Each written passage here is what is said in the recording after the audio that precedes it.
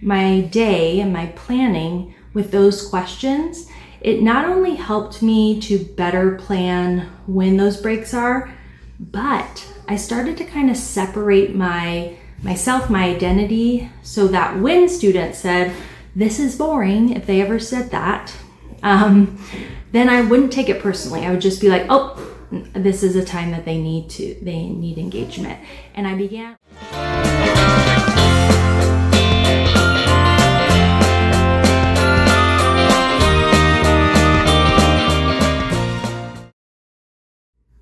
Don't you just love it when you spend so much time working on a lesson?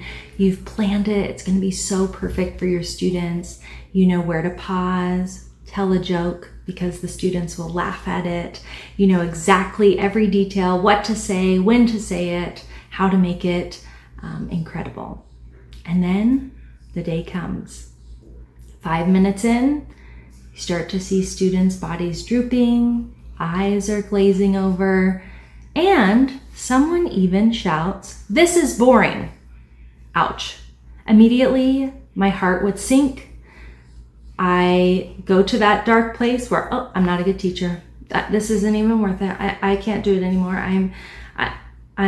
This isn't for me. That is so hard because as educators, we want to serve our students. We want to create amazing lessons. We want them to be engaged and learning. And when we spend time and it doesn't land, it is so disheartening. This reminds me of when I sit in those professional development days. I'm one that does go in excited. I've got my notebook, many pens, a pen bag full of color-coded pens to take notes and write all the things. And I sit in my seat, I get excited. The speaker or panel starts sharing whatever the topic is. And 20 minutes go by.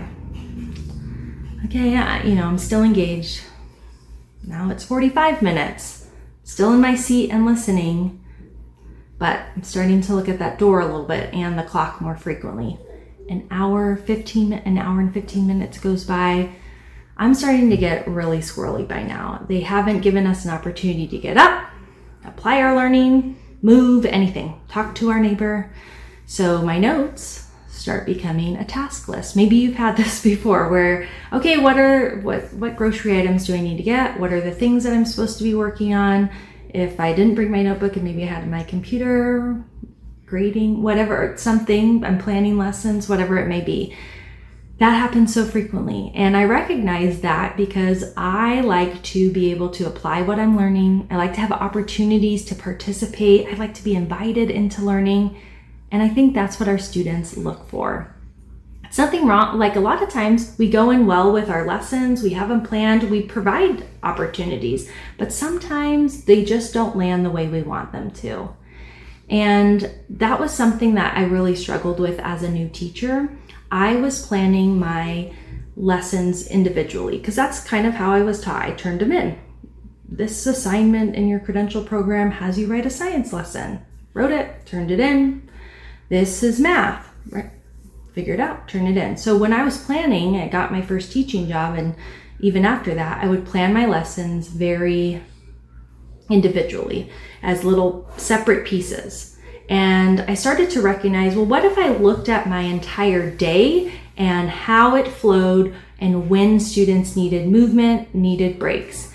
Because one thing I didn't learn was, coming after lunch, you have to be mindful.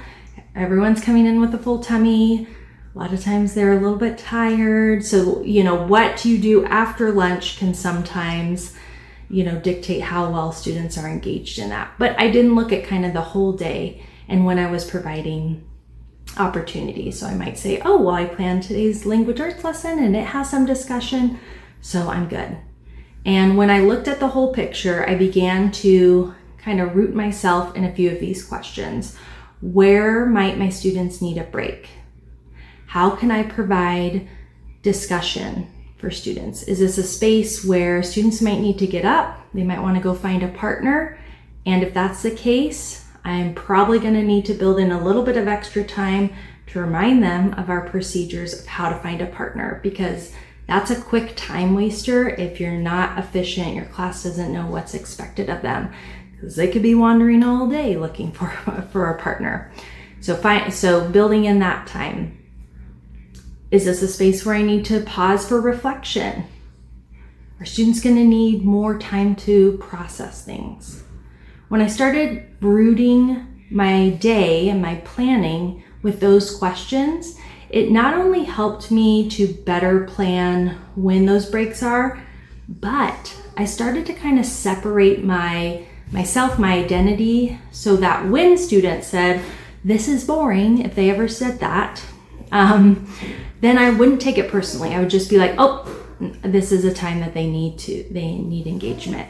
And when I began to understand more of that why, students will tell you what they need. They may not say it in the way that we want to hear it and clearly, but if their body starts slouching, their eyes are glazing over, they're putting their hand on their or their elbow on the desk and leaning, they're looking for an invitation to be invited in.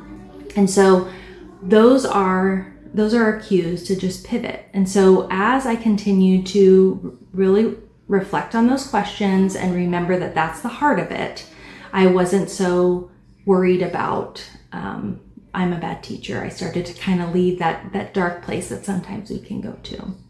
If you're looking for classroom engagement tricks, I have an episode, a part of this Engaged Classroom series that you can check out.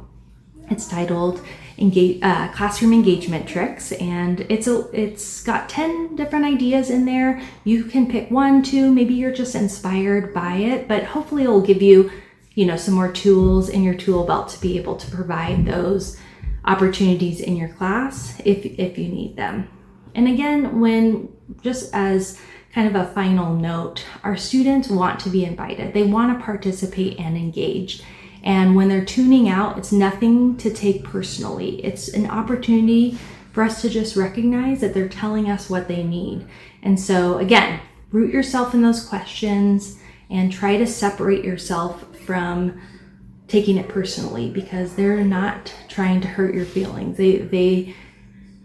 That's kind of just sometimes their response when they're bored. But don't take it personally, because your amazing lessons, the incredible work that you're doing doesn't need to be wasted. It can be an opportunity to refine and reflect and continue to grow. This wraps up our Engaged Classroom series, but don't worry, we're just getting started. Next week, we're shifting into a brand new series called Ready, Set, Prep, where I'll walk you through step by step how to prepare for a successful school year. If you're a new teacher or you simply want a fresh start, you're going to love what's coming next.